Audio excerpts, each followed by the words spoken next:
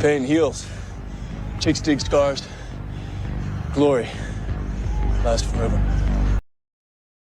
Napheesa Collier does not have the WNBA player's best interests at heart. How can I say that? We are going to talk about that. Welcome back to the channel. Thank you so much for being here. Appreciate all your support. Hope you're having a fantastic day. Shout out to the 19. Let's roll. Smash the like button. You know the deal. Just like this tweet that you see, Napheesa Collier spent most of All-Star weekend using every opportunity she could to market Unrivaled while appearing as a player in the WNBA. This is insane. This would never happen in any other professional league. But once again, the WNBA is an absolute mess, and they are messy for allowing this. And the WNBA players are messy for allowing Napheesa Collier to be involved in the CBA negotiations because she is not there for her. As you can see with this tweet, she is there to secure a future for Unrivaled. She is there to make sure that there is nothing in the CBA that is going to hurt her fledgling league that she co-founded with Breanna Stewart. As you can see here, just the other day, the 19th, Unrivaled tweeted out, Unrivaled presented by Samsung Galaxy just signed 14 of the top women's college hoopers to game-changing NIL deals. We're kicking it off with the Future is Unrivaled Summit presented by Samsung Galaxy in Miami at the end of July. Stay tuned for more. Napheesa Collier retweeted this and says the future is unrivaled. This is going to turn into an absolute nightmare for the WNBA, just like is typical with all labor negotiations, or I shouldn't say all, most. There is a natural sympathetic response from the public for the employees. They're always perceived as the little guy, a lot of times, right? Sometimes not so much. In sports, a lot of times, not so much. People would say, oh, well, the owners are rich, so the players should get whatever it is that they want. And so that always puts the league in a more difficult position, whether, you're going to get friendly media, you're going to get the fans who say, oh, the players are saying they're being taken advantage of, they're not making enough. And that sounds right because a lot of us are like, feel that way at our jobs, right? So you want to support the players. It's just a natural instinct. And that puts WNBA in a difficult position with things like this because with no other league would this ever be allowed to even get started. You would not have star players founding a competitor league. And a lot of people are going to say, I get it. Well, it's not a competitor. It's in the off season. It's 3v3. It is a competitor league. It is another professional basketball league. They've already talked about potentially expanding so they can continue to grow. It's just like, hey, the AFL went from this little tiny, no nothing. The NFL is not even going to worry about it till the point where the NFL basically absorbed the AFL. They had a merger, and then we got the NFC and the AFC within the NFL because it became such a huge competitor to the NFL that they became worried, and that was the best way to handle the situation going forward.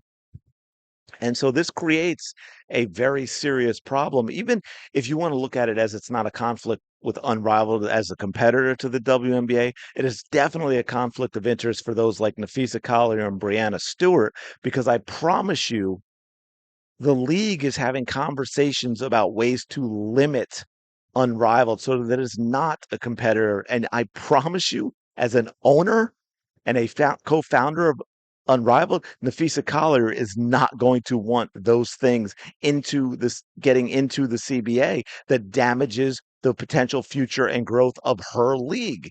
It is common sense. Anyone saying that this is not a conflict simply does not know what they are talking about. It can also be used as leverage. Hey, you got to give us this, this, and this because, we've got this, this, and this with Unrivaled, and we're going to look to expand and so forth. And now for me, the ultimate solution, I don't know if the WNBA is interested. I don't know if Unrivaled is interested. But for me, the ultimate solution is that Unrivaled, let's put it in place where, next year's awful 3v3, maybe the year after, see what happens with it, and then potentially use Unrivaled and turn it into what is basically an equivalent to the G League, to the developmental league for the NBA. We talk all the time about how there's all this talent out there that never gets a chance in the WNBA, how it's very much about protecting veterans. Very rarely does anybody, not drafted in the first round or even in the top five get an opportunity to stick with a team and develop, whether it's Victoria Saxton, Grace Berger, Ari McDonald. If it weren't for the injuries for the Indiana Fever, Ari McDonald may have very well never found her way back into the league. But in the meantime, she wasn't developing, she was just out. So maybe now those high draft picks, maybe those second, third, fourth year players that aren't getting many minutes, they play in Unrivaled in the offseason. Because another thing that the CBA should get these players in terms of money will be, hey, you're making this much now. There is no reason for you to go play overseas and wear down your body and risk injury, which includes Unrivaled. That's why I say I'm talking about it as a developmental league and not a place where the top players in the league go to. That for me is the best way forward. Because I just want to address one other thing as we're talking about this, is because it's relevant. Because I get a lot of pushback about how, oh, I don't like the WNBA, I don't like women's sports, I don't want to see it succeed. Yes, yes, I do. I will put my support of women's sports in general up against anyone, but that's a longer discussion for another day. But my point being is, I want to see a successful WNBA, which means I want to, first of all, in the CBA, I want to see what's fair get implemented that puts the league in the best position possible to be successful in the future. That is what matters. It's not about the players getting theirs, getting it and getting too much that puts the league in a difficult position. It's not about the league crushing the players because I think some of them are unlikable. I want it to be a fair negotiation, a fair settlement. And I will say, yeah, I let me rephrase. I kind of don't want the WNBA as is to succeed, but that also goes hand in hand with the fact that I think there are many changes that need to be made to the league in order to put it in a position for it to succeed. We've talked about this plenty of times about the unlikability of the players, things like media training and how they handle, you know, um, press conferences and all that, and how they interact with fans, and maybe staying off social media at least during the season, and on and on and on, things like that, so that we get a better marketing situation for the WNBA, so that the opinion from the general public rises. And then that gets it more likely that casual fans check it out and maybe stay and support because they're looking at these players and they like them. Because again, Caitlin Clark got fans initially because of her logo 3.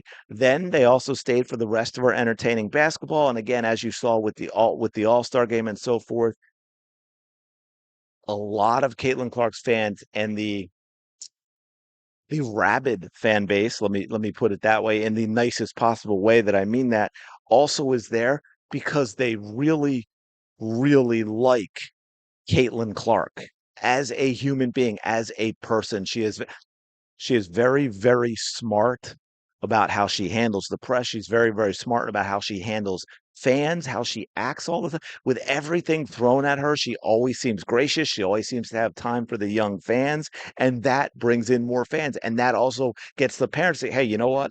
I like that my kid likes this athlete.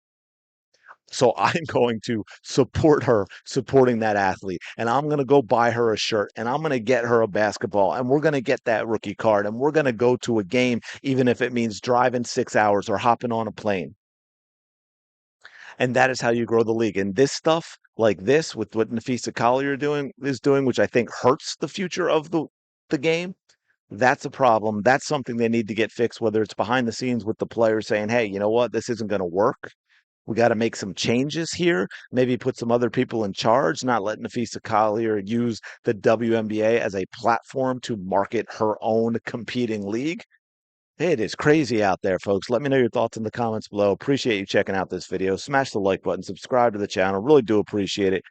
Go have the day you deserve. I know some of you think that's an insult. I really don't mean it that way.